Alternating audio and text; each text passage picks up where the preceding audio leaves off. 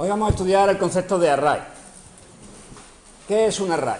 Bueno, el array es una palabra inglesa que se podría traducir en español por tabla o vector. De todas formas, yo habitualmente voy a utilizar esta palabra inglesa, array, porque el concepto de tabla en informática tiene otras connotaciones y el concepto de vector también. En Java, por ejemplo, vector es un tipo. Entonces, prefiero utilizar el concepto de array, entendiendo por array, insisto, una colección indexada de elementos. Una colección indexada de elementos. Es decir, lo que habitualmente en matemáticas hemos entendido por un vector. En matemáticas estáis acostumbrados a utilizar el concepto de vector en el espacio, por ejemplo, que es un vector en el espacio. Pues un vector en el espacio es tres valores, ¿no?, que serían las componentes X y Z. En matemáticas estamos acostumbrados también a generalizar ese concepto y hablar de espacios n-dimensionales. Entonces lo que se hace es poner, pues, un conjunto de elementos entre paréntesis separados por comas. Y decimos que el primer elemento es el de la posición X sub 1, el segundo elemento es el de la posición X sub 2 y así sucesivamente. Bueno, pues aquí en C, en este caso concreto en C, en general todos los lenguajes de programación tienen este concepto. Bueno, pues como decía, en C y en todos los lenguajes de programación el concepto de array no es más que una colección indexada de elementos, donde el subíndice que nosotros ponemos en matemáticas, el X sub 1, el X sub 2, es un valor, un entero, que se sitúa entre corchetes, ¿vale? Entre corchetes es el valor que nosotros vamos a poner al índice del array. Entonces, ahí tenemos tres posibles definiciones de arrays en C. El primero, como veis, se pone primero el tipo, después un nombre de identificador y después un valor constante. En este caso nosotros hemos puesto int v corchete 5 cierra corchete. Con eso lo que estamos diciendo es que estamos definiendo un vector para guardar 5 valores enteros. Eso es lo que estamos diciendo ahí. V es un valor de una variable que va a servir para guardar 5 valores enteros. Gráficamente es lo que pone abajo.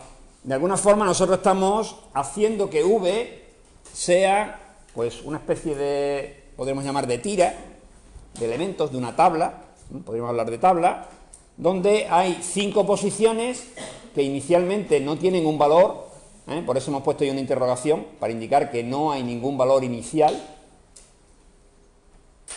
y que en cada una de esas posiciones se puede guardar un entero.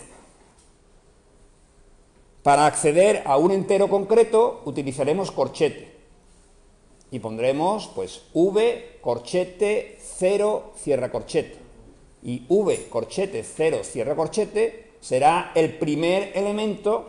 Fijaros bien que la primera posición es la 0, el primer elemento de ese vector, en lo que llamaríamos en matemática el X sub 1 o el V sub 1. En C las posiciones empiezan en 0. Así sucesivamente nosotros teníamos la posición 0, la 1, la 2, la 3 y la 4, que sería la última. Es decir, V corchete 4 cierra corchete, eso es la última posición del vector. El segundo ejemplo es similar, pero en vez de ser enteros, como veis ahí, son valores reales. Entonces estamos definiendo un vector V2 para guardar valores reales. Fijaros que no tenemos puesto la dimensión, es decir, no hemos hecho como en el caso anterior, poner corchete 5 corchete para indicar el tamaño, sino que directamente hemos puesto unas llaves y 3 valores concretos, que son 1.2, 4.0, 1.7. Con eso nosotros estamos definiendo un array para guardar 3 valores reales e inicializamos ese array con esos 3 valores. Eso no significa que obligatoriamente siempre deban llevar esos 3 valores, ¿no? En principio tienen esos 3, más adelante podrán ser modificados si a mí me interesa. La diferencia con el anterior está claro. Antes yo definía 5 posiciones enteras y no daba ningún valor inicial. Por lo tanto, no sé qué valor inicial tiene. En el segundo ejemplo, sí estoy inicializándolo a un ejemplo concreto. Dime. Pueden ser 3, pero ahí estoy poniendo 3. Si pusiera 7, estaría definiendo un array de 7 valores reales. ¿Vale? Tantos como yo ponga ahí. El tercer ejemplo es lo que se llama un array bidimensional, que en matemáticas se conoce con el nombre de matriz. Ahí lo que estamos es definiendo un array bidimensional, una matriz, en concreto de 4 filas y 6 columnas, para guardar enteros, como se puede ver en la primera palabra que pone int. El array se llama m y sirve, como digo, para guardar un total de 24 elementos organizados en 4 filas y 6 columnas. Gráficamente, los arrays bidimensionales se organizan como veis en el dibujo de abajo. Es decir, nosotros tendríamos una tabla de 4 posiciones, una para cada fila, y de cada una de las filas saldría una tabla para guardar 6 posiciones. Los arrays bidimensionales, sus elementos, se indican con 2 subíndices, igual que pasa en matemáticas, ¿no? En matemáticas, cuando tenemos un elemento de una matriz, ponemos M11, indica primera fila, primera columna, o M12, que indica primera fila, segunda columna. Pues aquí igual, se pondría M y entre corchetes se pondría la primera fila, o sea, la fila, y después, a continuación, entre corchetes, la columna. Teniendo en cuenta que tanto la primera fila como la primera columna es la 0. Por tanto, el M00 es primera fila, primera columna. Y el M01 es primera fila, segunda columna. Y así sucesivamente. Aquí tenéis, por ejemplo, cuál sería el elemento M14. El 1 indica segunda fila y el 4 indica quinta columna. ¿Vale? Eso va a ser un lío siempre al principio, porque no estamos acostumbrados a que los índices empiecen en 0. Pero debemos acostumbrarnos cuanto antes, porque tanto en C como en Java los índices de las tablas empiezan en 0. Entonces el primer elemento siempre será el que ocupa la posición 0. Bien, vamos a pasar a ver esto directamente en C. Mira, ahí tenemos más o menos lo mismo que teníamos en la transparencia. Como veis, en el programa principal hemos definido una tabla, hemos llamado tabla, para guardar 10 enteros. Y tenemos un vector v2 para definir, pues, en este caso hemos puesto 3, que son lo mismo de antes. Si queréis, para que no quepa duda que puede ponerse lo que se quiera, vamos a poner otro más. Fijaros lo que hacemos a continuación. A continuación utilizamos un bucle for para mostrar los elementos de V2. Fijaros que V2 ahora tiene 1, 2, 3 y 4 elementos, que van desde el 0 al... ¿Cuál es el último número? A ver, cuenten ustedes conmigo. 4 elementos. 0, 1, 2, 3. ¿Vale? El último elemento será el 3. Luego este bucle, para mostrar los elementos de V2, ¿hasta dónde debería llegar? Ahí debería estar un... Porque yo que dije de los bucles for, los recuerdo. Los bucles for empiezan en 0 y terminan con un menor estricto. Así no hay dudas de qué hay que poner en el for en relación al número de elementos que tiene el array. El array tiene 4 elementos y el for va hasta 4, pero con menor estricto. ¿De acuerdo? Entonces yo pongo un bucle que empiece en 0 y mientras i sea menor que 4, es decir, 0, 1, 2, 3, va a mostrar en pantalla el valor de v2 de i, donde la i va a ser pues 0, 1, 2, 3. ¿De acuerdo? Después vamos a hacer lo mismo con tabla. Tabla es de enteros y no le hemos dado valores iniciales. Vamos a ver qué es lo que sale. Y finalmente tengo 2 bucles más. En el siguiente bucle, este que está aquí, tengo también un recorrido sobre la tabla. Fijaros bien de nuevo que la tabla empieza en 0 y es menor estricto que 10, porque tiene 10 elementos que van del 0 al 9, lo que estoy haciendo es guardando en cada posición i al cuadrado. Es decir, en la posición 0 estoy guardando 0 al cuadrado, 0. En la segunda posición, que es la 1, estoy guardando 1 al cuadrado, que es 1. En la tercera posición, que es la 2, estoy guardando un 4. Y así sucesivamente. Eso es lo que estoy haciendo. Es decir, estoy dándole valores a los elementos que están en la tabla. Y finalmente lo que estoy haciendo es imprimiendo esa tabla en pantalla. En la pantalla pone, en las 4 primeras filas, pone 1,2, 4, 1,7, 4,5, que es el resultado de mostrar en pantalla los valores de V2 de I. ¿Vale? Son los 4 valores que teníamos inicializados. Lo siguiente que aparece en pantalla pues son unos números muy raros, menos 85.000 millones, no sé cuánto, no sé qué. Bueno, un número muy grande. ¿Qué es? Pues son los valores iniciales de tabla, que si os acordáis, tabla no estaba inicializada, por tanto sus valores iniciales son desconocidos, simplemente se ha reservado memoria, por así decirlo, y no inicializa los valores a nada. Por tanto, cuando nosotros no inicializamos una tabla, simplemente la definimos, y si le ponemos que me diga qué es lo que hay en esa tabla, la respuesta es, bueno, valores indefinidos. Entonces, la primera conclusión que debemos de sacar es que hay que tener cuidado con las tablas, como pasa con todas las variables en C, y es que no se inicializan. Todas las variables en C, incluyendo las tablas, deben ser inicializadas. A continuación, de los números extraños, viene pues un 0, un 1, un 4, un 9, un 16, un 25, 36, 49, 64 y 81, que son los cuadrados desde el 0 al 9, que son los valores que están guardados en tabla D. ¿De acuerdo? Bien. Yo he dicho que los valores de V2 son esos los valores iniciales, pero que yo podía modificarlos. Por ejemplo, imaginaros que yo quisiera modificar el tercer elemento de V2. ¿Qué tendría que poner? Pues tendría que poner V2, corchete. El tercer elemento ocupa la posición 2. V2 de 2 igual pues al valor que quiera. ¿Qué valor queremos dar? 89.9, para que se note. Ya está modificado. De hecho, si yo imprimiera ahora de nuevo o ejecutara de nuevo el programa, en la tercera fila ahora aparece un 89.9 para indicar que efectivamente el valor de V2 se ha modificado.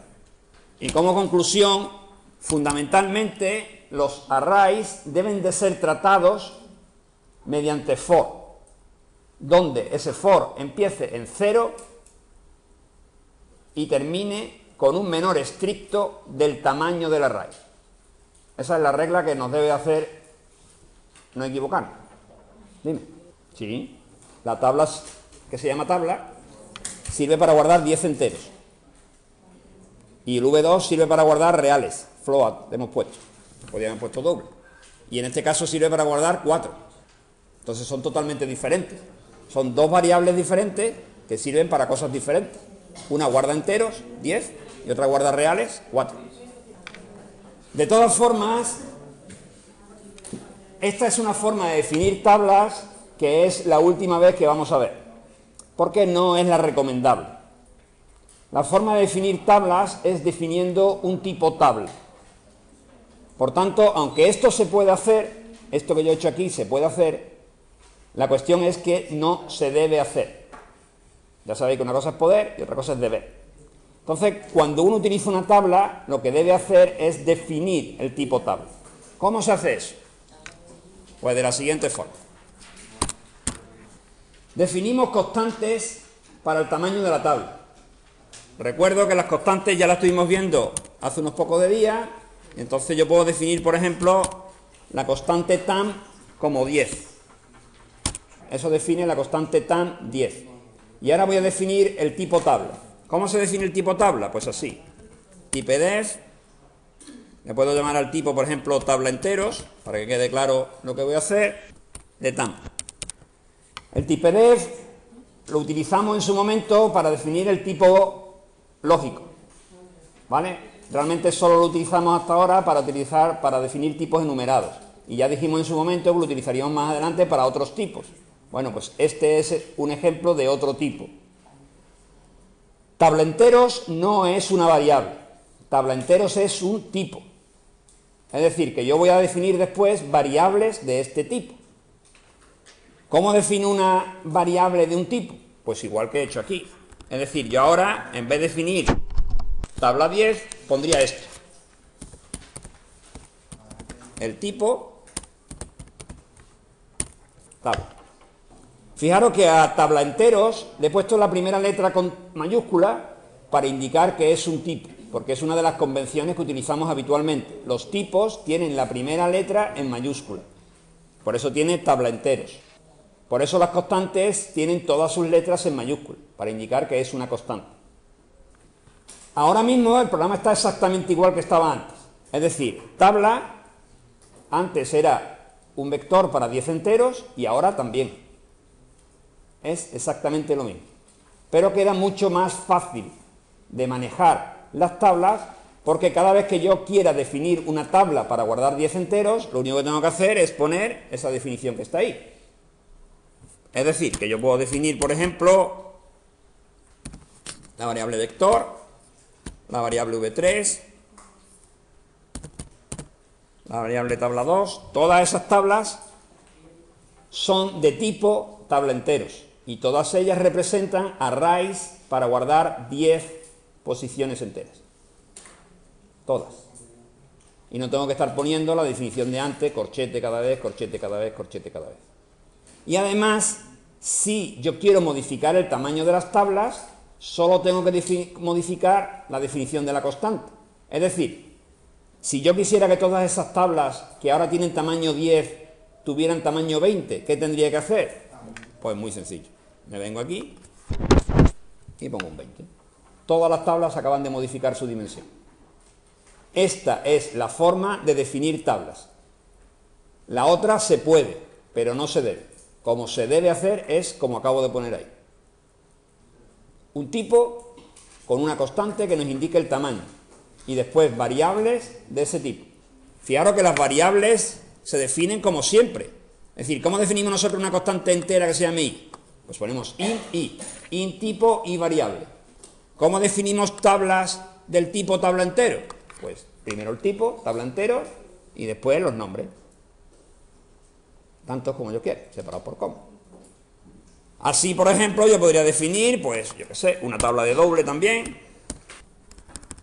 ¿De qué tamaño? Puedo ponerle otro tamaño si quiero, definiendo otra constante. Aquí arriba definiría.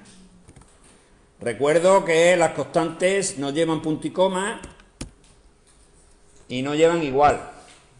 Lo dije en su momento, ¿os acordáis que dije, ¿veis aquí un igual? Y todos me dijisteis, no, no lo vemos. Bueno, espero que sigáis sin verlo. He definido un tipo que se llama tablas reales para guardar 30 valores en doble precisión. Y ahora yo podría definir, por ejemplo, pues en vez de poner esto, podría poner simplemente tablas reales, pues V2, V3, sí, los que me interesen. Siempre definiremos el tipo, como está arriba, definiremos las constantes y a partir de ese momento podemos definir variables de ese tipo. Otro problema con los arrays es la diferencia entre dimensión y tamaño real, que es un problema y nos lo vamos a tener que tratar desde el principio. Vamos a ver. Cuando yo defino, por ejemplo, la variable tabla de tipo tabla enteros, estoy diciendo que tabla almacenará como máximo 20 elementos. Repito, tabla almacenará como máximo 20 elementos. Pero eso es como máximo. ¿Eso significa que yo puedo tener menos de 20? Sí, claro que puedo tener menos de 20. En principio las tablas se dimensionan a un tamaño máximo, que se llama dimensión, y la dimensión me dice, bueno, que hasta ese número de elementos puedo meter. Pero yo no sé cuál es el tamaño real. Por tanto, tenemos que diferenciar entre dimensión o tamaño máximo, que es lo mismo, dimensión y tamaño máximo es lo mismo, y tamaño real, que es el número efectivo de elementos que hay en el array, que no tiene por qué ser igual al tamaño máximo. Evidentemente lo que no puede ser es mayor, pero sí puede ser menor. Y la pregunta es, ¿cómo sabe uno cuál es el tamaño real de una tabla? Bueno, pues no se puede saber. Siempre que manipulemos una tabla, tendremos que llevar acompañando a esa tabla el número de elementos que tiene. Y eso es un problema siempre. Porque el número de elementos de tabla no es tam. Entonces, yo podría hacer, como he hecho ahí, tabla definida como esos valores que veis ahí. Y ahora podría hacer lo siguiente. Voy a guardar en las 15 primeras posiciones de tabla y por 2. Si yo quisiera imprimir ahora en pantalla los valores guardados en tabla y yo utilizara la dimensión, lo que pasaría sería que los primeros 15 valores tendrían el resultado de i por 2, es decir, estaría el 0, el 2, el 4 y así sucesivamente, los pares, pero a partir de la posición 15 hasta tam, pues tendría basura. Y entonces en pantalla no me saldrían los valores que de alguna forma a mí me interesan, me saldrían todos. Y todos no son el tamaño real de la tabla. El tamaño real de la tabla es 15. Entonces, hay un problema, porque claro, alguien puede decir, bueno, claro, tú has puesto aquí hasta 15, pues en vez de poner este foro hasta tam, ponlo hasta 15. ¿Bien? Eso parece bastante lógico. Pero lo ideal sería tener este valor guardado en una variable. Y que esa variable fuera siempre la que acompañara a tabla. Es decir, que tabla tiene que ir siempre acompañado de una variable entera que me diga cuántos elementos tiene realmente. Es decir, que lo ideal sería poner algo así como esto. Tamaño tabla igual 15, definiendo aquí arriba como un entero, y que estos dos bucles no fueran ni hasta 15 ni hasta tam, sino hasta el tamaño adecuado, que sabemos que se llama tam tabla.